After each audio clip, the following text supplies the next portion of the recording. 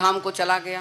कथा सुनते सुनते किसी की मौत हो जाए, कथा सुनते हुए कोई अच्छा कार्य हो जाए तो उसका भी नाम होता है, और कथा सुनते भी कोई चला जाए प्रभु के चरणों में तो उसको उद्धार ही हो जाता है। फिर तो उसको धरती पे आने की जरूरत ही नहीं रहती है, फिर तो संसार से छुटकारा मिल गया, उसको कोई जरूरत नहीं है।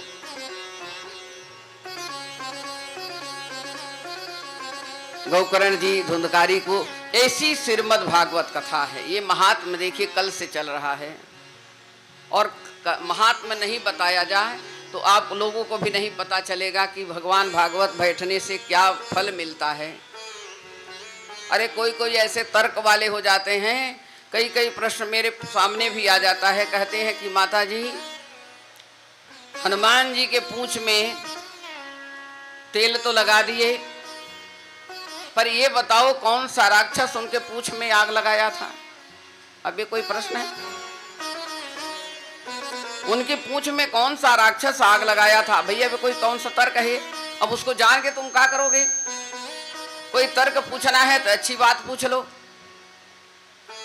तो तर्क वाले तो ऐसे भी होते हैं। आज धुंधकारी का महाभागवत पुराण से उसको मुक्ति मिली प्रेत योनि से। अब ये सारी कथा राजा परीक्षित जी को कौन सुना रहा है? सूत जी सुना रहे हैं, सुखदेव जी सुना रहे हैं।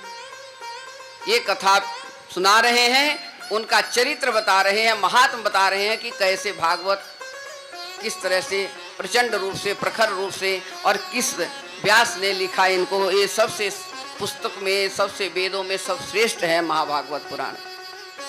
कल बताई ना कि 17 पुराण व्यास जी ने लिखा, विष्णु पुराण तक लिख दिए। विष्णु पुराण लिखने के बाद भी संतुष्टि नहीं हुई, तब नारद जी ने कहा कि आपने भागवत तो, आपने गीता महाभारत सब कुछ लिखा, महाभारत में तो अर्जुन का सारथी बना दिए आप। भगवान सारथी बन करके रथ हाँक रहे हैं। अर्जुन लड़ाई करके आते, युद्ध करके आते थे तो उनकी औषधि लगाई जाती थी बदन में, और भगवान श्री कृष्ण अपने घोड़े का रथ को उसको तैयार करते थे कि कल के युद्ध की तैयारी है। तो वही व्यास जी आपने तो ऐसे ऐसे भगवान को एकदम नीचे कर दिए, कहीं ऊंचे कर दिए भक्तों को। भगवान का व्याख्यान किए कहाँ? तो आपके मन में तो होगा ही। ऐसा पुराण कहाँ लिखे आप जिसमें सिर्फ भगवान नारायण हरि का ही व्याख्यान हो? तब ये महाभारत पुराण महाभागवत लिखी गई है। इस भागवत में कभी कभी बातें लोग कहते भी हैं और कई बार आती है, वीडियो भी देख लेते हैं कि राधा जी का कोई वर्णन नहीं है भागवत में।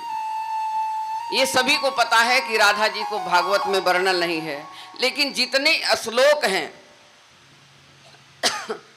जितने श्लोक के जितनी अक्षर है वो सारी अक्षर में राधा रानी समाई हुई है। भागवत में 18,000 श्लोक में माता भगवती राधा रानी समाई हुई हैं। और इसको लिखते समय भगवान शिव जी भी देवों के देव महादेव भी माता राधा रानी को अपना गुरु बनाए हैं। भागवत में उल्लेख इसलिए नहीं है कि सुखदेव जी जो थे राधा रानी को अपना गुरु मानते थे, अपना गुरु बना लिए थे।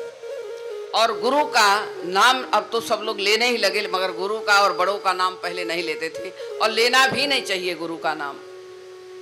तो सुखदेव जी कभी नाम लिए ही नहीं राधा रानी का, बस उस श्लोक में ही समाहित करवा दिए व्यास जी उसको।